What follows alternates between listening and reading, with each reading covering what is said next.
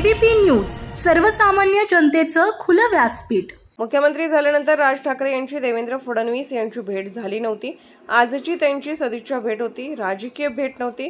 त्यांच्यात काय बोलणं झालं हे माहिती नाही। देवेंद्र फडणवीस आणि राज ठाकरे यांच्या खूप जुने संबंध आहेत, त्यामुळे त्यांनी सदिच्छा भेट घेतली। त्यांच्या राजकीय भूमिका वेगळ्या असू शकतात। संजय राऊत शरद पवार यांच्या बंगल्याबाहेर झाडू मारायला जातात का? आज युतीबाबत काही चर्चा झाली नाही। तुम्ही या भेटीविषयी पहिल्यांदा सांगा। मला वाटतं की मुख्यमंत्री झाल्यानंतर फडणवीस साहेबांची भेट झाली नव्हती, तर आज एक फक्त सदिच्छा भेट होती। याच्यामध्ये कुठलंही राजकीय काही नव्हतं, सदिच्छा भेट होती आणि त्यासाठी ते आलेले। तुम्ही जरी सदिच्छा भेट म्हणत असला तरी आगामी निवडणूक आहे, त्यात मुंबई महानगरपालिकेची निवडणूक आहे, काही वेगळी समीकरणं होऊ शकतात। मला वाटतं आत्ता काही आज काय बोलणं झालं याची मला कल्पना नाही त्यांच्यामध्ये, पण आजची जी भेट होती ती राजकीय नव्हती, सदिच्छा भेट होती। आपल्याला माहिती आहे सन्मान्य राजसाहेबांचे आणि फडणवीस साहेबांचे खूप जुने आणि वैयक्तिक संबंध आहेत आणि त्यामुळेच ही एक सदिच्छा भेट। दोन नेत्यांची खाजगी चर्चा झाल्याचं कळतंय बंद दाराआड। काही वेगळे मुद्दे होते, कारण विधानसभा निवडणुकीच्या निकालाच्या अनुषंगाने राज ठाकरेंनी काही वेगळी मतं मांडलेली होती आणि ती अगदी भाजपच्या विरोधामध्ये होती, तर त्या अनुषंगाने काही चर्चा नाही। मुळात मी तुम्हाला तेच सांगितलं की राजकीय म्हणणं किंवा राजकीय भूमिका ह्या वेगळ्या असू शकतात, पण वैयक्तिक संबंध हे महाराष्ट्रामध्ये प्रत्येक राजकारणी लोकांचे एकमेकांशी असतात। आजची जी भेट होती ही एक सदिच्छा भेट होती, याच्यामध्ये राजकीय काही नव्हतं। अमित ठाकरेंना त्या मेळाव्यामध्ये राज ठाकरे यांनी थेट भाजपवर टीका केलेली होती। देवेंद्र फडणवीस यांचं सुद्धा नाव टीकेदरम्यान राज ठाकरे यांनी घेतलेलं होतं। मग आज तो विषय निघाला नाही, त्या विषयावर काहीच चर्चा झाली नाही। मी मुळात सांगितलं की राजकीय भूमिका या वेगळ्या वेगळ्या असू शकतात, पण वैयक्तिक संबंध हे वेगळे असतात आणि आजची भेट होती ही कौटुंबिक भेट होती, सदिच्छा भेट होती आणि ब्रेकफास्ट करायला आलेली। अमित ठाकरेंना सक्रिय राजकारणात ठेवण्यासाठी राज्यपाल कोट्यातून आमदार बनवलं जाईल अशी देखील एक चर्चा आहे। मला कल्पना नाही।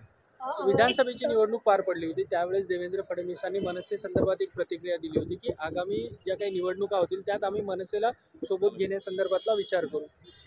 आज काय चर्चा झाली त्या दोघांमध्ये याची मला कल्पना नाही, पण जी माझी माहिती आहे त्यानुसार ही आजची भेट ही राजकीय नव्हती, कौटुंबिक होती, सदिच्छा भेट। पण तुम्ही मनसे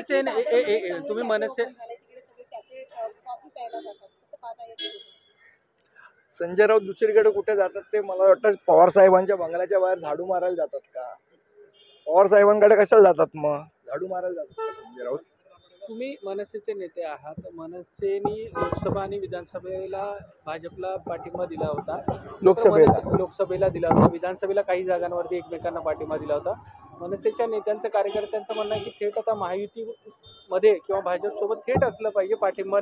मला वाटतं आज युतीच्या चर्चाबद्दल बोलणी नव्हती, आजची भेट ही कौटुंबिक होती। ज्यावेळेला राजकीय चर्चा होईल निश्चितपणे आम्ही तुम्हाला सांगू। पहिली भेट आहे आणि या भेटीतून चर्चेची कुठेतरी सुरुवात होईल अशी शक्यता।